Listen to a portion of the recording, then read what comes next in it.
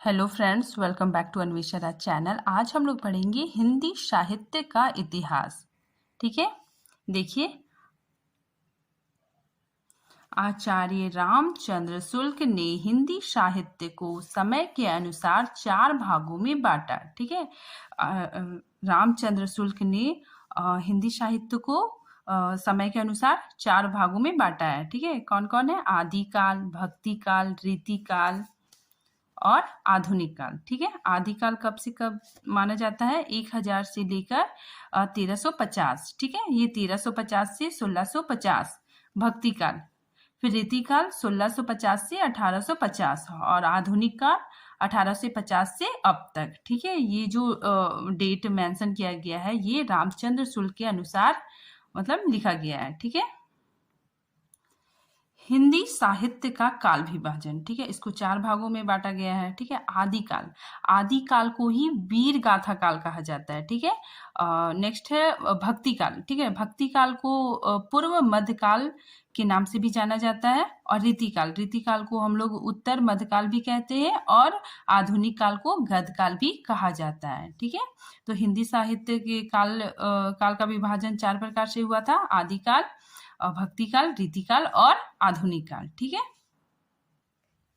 हिंदी साहित्य के आरंभिक काल के नामकरण का प्रश्न विवादास्पद रहा है। ठीक है ना, मतलब जो आदिकाल का जो नामकरण है उसमें बहुत ज्यादा विवाद है। ठीक है ना, मतलब कुछ विद्वानों ने कुछ कहा है, किसी ने कुछ कहा है। तो ये क्या, ये मतलब ये जो नामकरण का प्रश्न क्या है, बहुत ज्यादा विवाद है। ठीक है, अब देखिए किस किसने क्या क्या नाम दिया है आदिकाल को। जॉर्ज ग्रियर्सन ने मतलब आदिकाल को चारण काल का है। ठीक है ना, मतलब चारण मतलब शुरुआती। ठीक है ना, शुरुआती काल। फिर मिश्र बंधु ने प्रारंभिक काल कहा है। ठीक है, महावीर प्रसाद द्विवेदी ने बीज बपन काल कहा है। ठीक है ना, बीज बपन मतलब वो आदिकाल का मतलब उस टाइम क्या हुआ था, मतलब हिंदी साहित्य में बीज बोया गया था। ठीक है, तो इसीलिए महावीर प्रसाद द्विवेदी ने बीज बपन काल कहा है। ठीक है, रामचंद्र शुक्ल ने इसे पहले वीर गाथा काल कहा है। ठीक है ना, उसके बाद उन्होंने आदिकाल भी मतलब एक्सेप्ट कर लिया कि हाँ आदिकाल भी हम लोग इसको मान सकते हैं। ठीक है, आगे देखिए, राहुल सांकृत्यायन जी ने सिद्ध सामंत काल कहा है।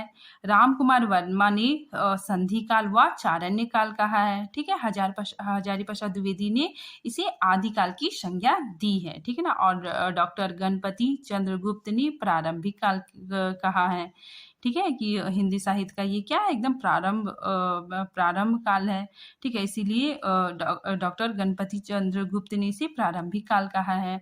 आचार्य विश्वनाथ प्रसाद मिश्र ने इसे वीर काल कहा है और सुमन राजे ने इसे आधार काल कहा है। ठीक है, अब देखिए, आदिकाल में 2 शैलियां भी मिलती है, डिंगल व पिंगल। ठीक है, इसकी चर्चा हम आगे करेंगे। तो आदिकाल में 2 शैलियां पाई जाती है, कौन कौन? डिंगल व पिंगल। ठीक है, ये क्वेश्चन एग्जाम में पूछा जाता है। ठीक है, आगे देखिए, काल का साहित्य 5 वर्गों में बटा हुआ है। ठीक है, आदिकाल में मतलब 5 तरह की साहित्य मिलते हैं। ठीक है, कौन कौन है? देखिए, सिद्ध साहित्य। सिद्ध साहित्य क्या होता है ना, कि सिद्ध साहित्य मतलब बौद्ध धर्म के प्रचार प्रसार के लिए जो रचनाएं रची गई वो क्या था? सिद्ध साहित्य। ठीक है, फिर क्या आया? नाथ साहित्य। नाथ साहित्य में जो गोरखनाथ थे मतलब उनकी रचनाएं पाई जाती है नाथ साहित्य में। ठीक है, जैन साहित्य में भी जैनों ने अपने मतलब धर्म के प्रचार प्रसार के लिए जो रचनाएं रची वो जैन साहित्य है। ठीक है, फिर आ गया रासो साहित्य। ठीक है, रासो साहित्य में राजस्थानी ग्रंथ लिखे गए हैं। ठीक है ना, और लोक साहित्य हो गया मध्यकाल के पहले का ग्रंथ। सिद्ध साहित्य, ठीक है, बौद्ध धर्म के प्रचार प्रसार के लिए जो रचनाएं मिलती है वो सिद्ध साहित्य है। ठीक है ना, देखिए, बौद्ध धर्म में 2 शाखाएं पाई गई थी, हीनयान और महायान। ठीक है, महायान को ही वर्जयान भी कहते हैं। ठीक है, वर्जयानियों को ही सिद्ध कहा जाता है। ठीक, अब देखिए, सिद्धों द्वारा जन भाषा में लिखित साहित्य को सिद्ध साहित्य कहा जाता है। ठीक है ना, मतलब सिद्धों जो थे, ठीक है ना, मतलब सिद्ध लोग जो थे वो क्या किए ना, जन भाषा में अपने ग्रंथ लिखे। ठीक है ना, तो वही क्या होता है कि सिद्ध साहित्य होता है। ठीक है, यह साहित्य बौद्ध धर्म की वज्रयान शाखा के प्रचार प्रसार करने हेतु रचा गया। 84 सिद्धों की बात राहुल सांकृत्यायन जी ने की, ठीक है ना। मतलब सिद्ध कितने थे?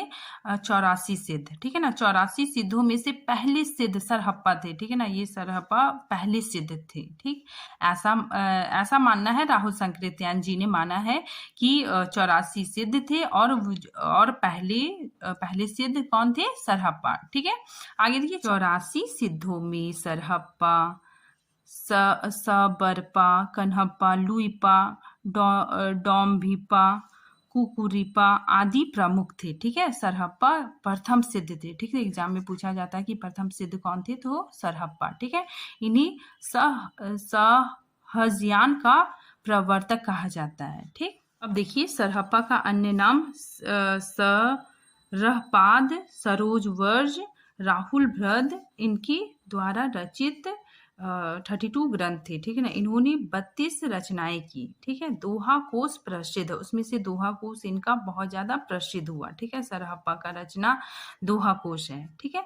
दोहा कोश अभ्रंश में लिखी गई है, ठीक है ना। मतलब दोहा कोश जो लिखा गया है वो अभ्रंश भाषा में लिखी गई है, ठीक है। और ये दोहा छंद के प्रयोग से लिखा गया है, दोहा छंद के माध्यम से लिखी गई है। सिद्ध कवियों की रचनाएं 2 रूपों में मिलती है, ठीक है ना। मतलब सिद्ध कवि की जो रचनाएं हैं वो 2 रूपों में मिलती है, ठीक है। दोहा कोश और चर्यापद, ठीक है। सिद्धों द्वारा रचित दोहे का संग्रह, ठीक है ना। मतलब जो दोहे का संग्रह क्या कहलाता है? दोहा कोश, ठीक है।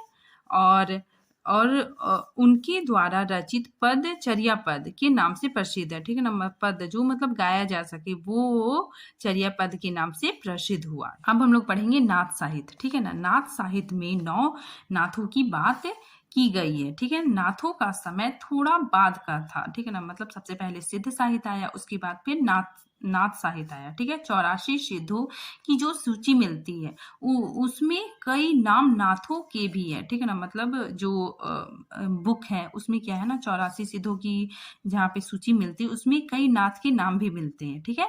नाथ पंथ में गोरखनाथ बहुत प्रमुख थे, ठीक है। नाथ पंथ में गोरखनाथ शिव के रूप में माने जाते थे, ठीक है। अतः इसका शैव होना स्पष्ट है, ठीक है। गोरखनाथ ने पतंजलि के योग को लेकर हठ योग का प्रवर्तक किया, ठीक है। ब्राह्मणों के कर्मकांड एवं वर्णा आश्रम व्यवस्था पर उन्होंने तीखा प्रहार किया, ठीक। 10वीं सदी के अंत में शैव धर्म एक नए रूप में आरंभ हुआ, ठीक है ना। शैव धर्म आया, ठीक है। इसे शैव धर्म का जन्म हुआ, ठीक है। जिसमें नाथ पंथ व हठ योग कहा गया, ठीक है ना। जिसे क्या कहा गया? नाथ पंथ व हठ योग कहा गया, ठीक है। नाथ के साहित्य के प्रवर्तक गोरखनाथ थे, ठीक है ना। मतलब नाथ साहित्य के जो प्रवर्तक कौन थे? गोरखनाथ, ठीक है। ये बहुत इंपॉर्टेंट क्वेश्चन है, ठीक है। ऐसा क्वेश्चन आता है कि नाथ व हठ योग किससे निकला है? तो ये शैव धर्म से निकला है, ठीक है। और नाथ साहित्य के प्रवर्तक कौन है? तो गोरखनाथ। अब हम लोग पढ़ेंगे जैन साहित्य, ठीक है। जिस प्रकार हिंदी के पूर्वी क्षेत्रों में सिद्धों ने बौद्ध धर्म के वज्रयान मत का प्रचार हिंदी कविता के माध्यम से किया, ठीक है ना। मतलब जो बौद्ध थे वो अपने धर्म का प्रचार प्रसार के लिए पूर्वी क्षेत्र में मतलब अपने धर्म का प्रचार प्रसार कर रहे थे, उसी प्रकार पश्चिमी क्षेत्र में जैन साधुओं ने अपने मत का प्रचार प्रसार हिंदी कविता के माध्यम से किया, ठीक है। आगे देखिए, जैन कवियों की रचनाएं आचार, रास, फागु, चरित आदि विभिन्न शैलियों में मिलती है। आदिकाल जैन साहित्य में भारतेश्वर बाहुबली रास को जैन साहित्य की रास परंपरा का प्रथम ग्रंथ माना जाता है, ठीक है।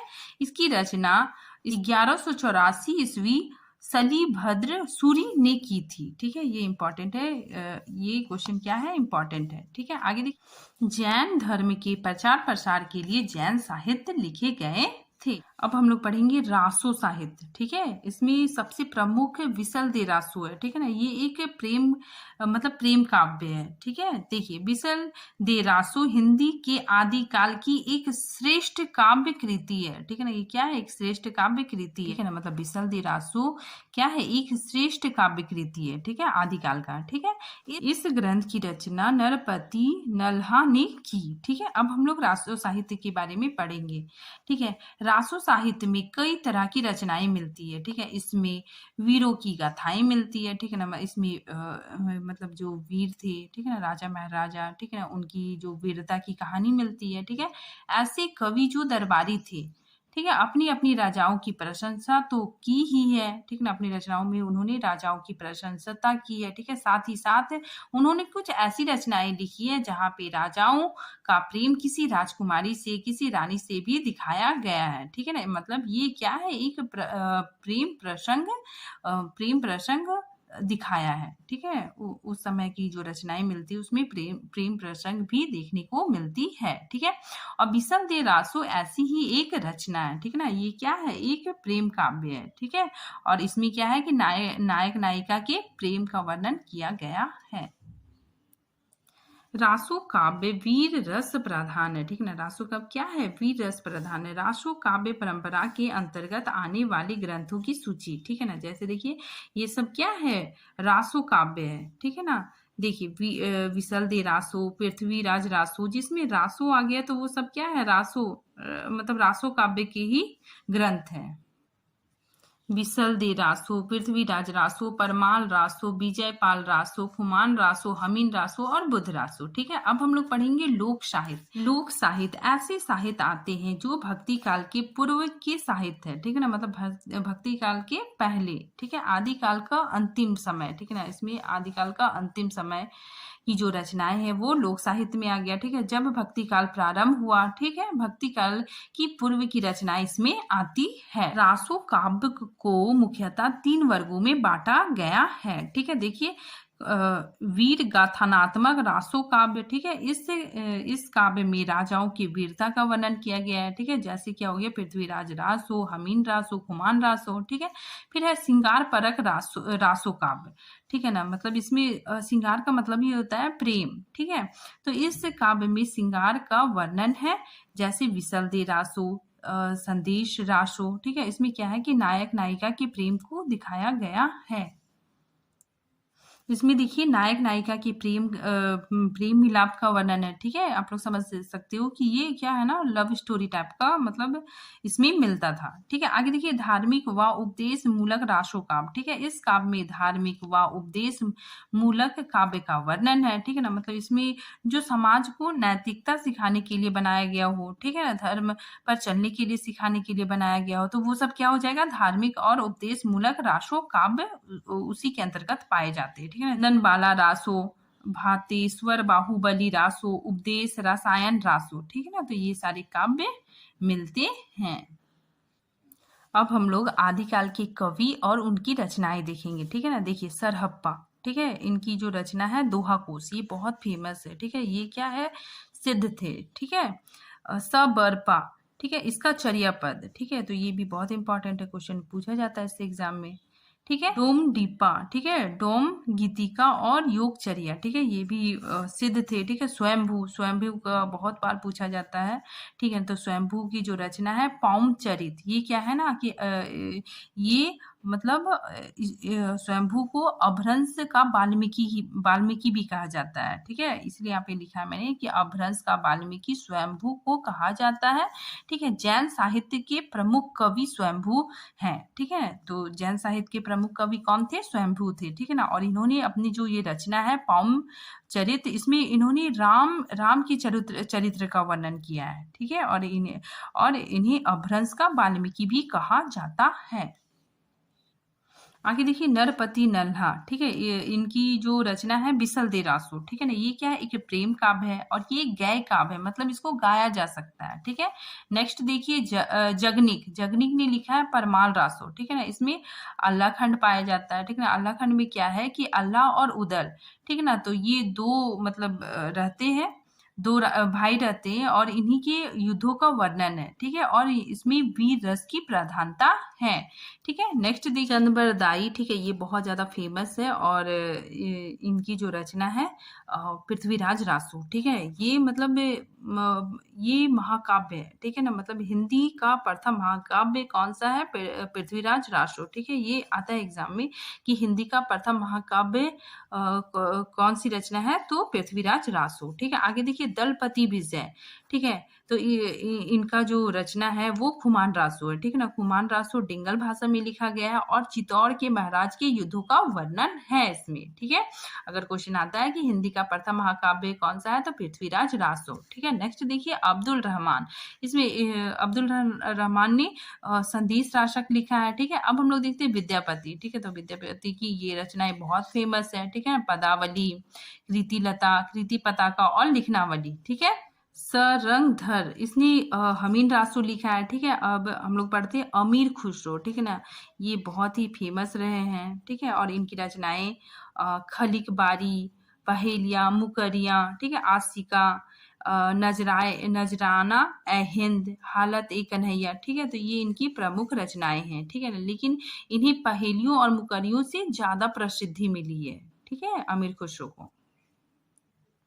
अमीर खुसरो को खड़ी बोली का प्रथम कवि कहा जाता है, इसे अमीर खुसरो को खड़ी बोली का प्रथम कवि माना जाता है, ठीक है। अमीर खुसरो को तोताए हिंद, ठीक है, तोता ए हिंद भी कहा जाता है, ठीक है, ये बहुत ही इंपॉर्टेंट क्वेश्चन है, पूछा जाता है कि मतलब तोताए हिंद किसको कहा जाता है? तो अमीर खुसरो को, ठीक है, और ये खड़ी बोली के प्रथम कवि माने जाते हैं, ठीक है। अब हम लोग पढ़ेंगे आदिकाल की प्रमुख प्रवृत्तियां या विशेषताएं, ठीक है ना, मतलब उस काल में क्या विशेषताएं थी।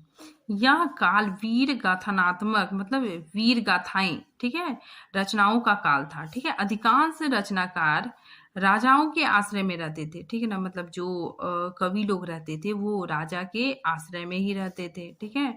अतः राजाओं के शौर्य की प्रशंसा को बढ़ा चढ़ा कर करते थे, ठीक है, इसीलिए कवि लोग अपनी मतलब जो रचनाएं होती थी उसमें राजाओं की प्रशंसा, उनके शौर्य को क्या करते थे? बहुत बढ़ा चढ़ा के लिखते थे। वीर रस की प्रधानता, ठीक है ना, मतलब आदिकाल की जो रचनाएं हैं उसमें वीर रस की प्रधानता पाई जाती है, ठीक है ना। इस काल में अधिकांश रचनाओं में वीर रस की प्रधानता है, जिसमें वीरों के शौर्य, उत्साह, धैर्य आदि का वर्णन है, ठीक है। नेक्स्ट देखते हैं युद्धों का सजीव वर्णन, ठीक है ना, मतलब युद्धों का कवियों ने बहुत ही अच्छा वर्णन किया है, ठीक है। देखिए इस काल में युद्धों का वर्णन काफी सजीव प्रतीत होता है, ठीक है ना, ऐसा वर्णन जिसमें ऐसा अनुभव होता है कि आंखों के समक्ष युद्ध उपस्थित हो रहा है, ठीक है ना, मतलब हो गया है, ठीक है, मतलब युद्धों का मतलब कवि लोग, ठीक है, लेखक लोग मतलब बहुत अच्छा वर्णन करते थे, ठीक है, ऐसा लगता था कि मतलब आंखों के सामने सब कुछ हो रहा है, सारी घटनाएं हो रही है, ठीक है। आगे देखिए श्रृंगार रस का वर्णन, ठीक है, श्रृंगार मतलब होता है प्रेम, ठीक है, प्रेम गाथाएं जिसमें नायक नायिका का प्रेम का वर्णन हो, ठीक है। वीर रस के साथ श्रृंगार रस का भी प्रयोग इस काल की विशेष प्रवृत्ति है, ठीक है। युद्धों में महिलाओं के साथ भोग विलास का वर्णन भी इस काव्य में मिलता है, ठीक है, जिसमें नायक नायिका के प्रेम का भी यहाँ पे वर्णन मिलता है। आगे देखिए जन जीवन से संपर्क का अभाव, ठीक है ना, मतलब जो जनता थी, ठीक है ना, उनकी समस्याओं का मतलब कवि लोग वर्णन नहीं करते थे, ठीक है। इसमें सिर्फ राजा के पास रहते थे, ठीक है ना, तो राजा के वीरता का वर्णन होता था, ठीक है। तो इसीलिए यहाँ पे लिखा है जन जीवन से संपर्क का अभाव। रासो ग्रंथ की रचयिता राजाओं के आश्रित थे, ठीक है ना, मतलब राजाओं पे वे लोग आश्रित रहते थे, ठीक है। सामंती जीवन, वैभव, विलास का चित्रण करना, उनकी समस्याओं एवं उनके द्वारा किए गए युद्धों आदि का चित्रण वहां पे मिलता है, ठीक है। तो उन कवियों का मुख्य लक्ष्य वही था कि वे मतलब राजाओं की प्रशंसा करे, ठीक है ना, उनके वैभव का वर्णन करे, ठीक है, उनके भोग विलास का भी चित्रण करे, ठीक है, तो उनका ये मुख्य उद्देश्य था, ठीक है। इस काल की कविताओं में जन जीवन की समस्याएं नहीं देखने को मिलती है, ठीक है। अब हम लोग पढ़ेंगे डिंगल पिंगल भाषा का प्रयोग। डिंगल क्या होता है ना कि राजस्थानी और अभ्रंश से जो मिश्रित भाषा होता है वही डिंगल होता है, ठीक है। और पिंगल क्या होता है कि ब्रज भाषा और अभ्रंश दोनों का जो मिश्रण होता है वही होता है पिंगल, ठीक है, पिंगल भाषा। ठीक है, देखिए राजस्थानी अपभ्रंश का स्वरूप लिए हुए डिंगल भाषा प्रायः वीरता के काव्य रचनाओं में प्रयोग किया जाता था। ठीक है ना, मतलब डिंगल भाषा वीरता की काव्य रचनाओं में प्रयोग किया जाता था। ठीक है, डिंगल भाषा का प्रयोग वीरता का वर्णन करने के लिए किया जाता था। ठीक है, कवि लोग करते थे। और जो पिंगल है ब्रज भाषा और अपभ्रंश का मिला जुला रूप पिंगल है। ठीक है ना, इसका मिला जुला रूप क्या है? पिंगल है। ठीक है, सिंगारिक रचनाओं में प्रयोग किया जाता था। ठीक है ना, मतलब जो सिंगारिक कविताएं हैं, ठीक है, नायक नायिका के प्रेम की जो रचनाएं हैं उसमें क्या होता था? पिंगल भाषा का प्रयोग किया जाता था। ठीक है, बस इतना ही।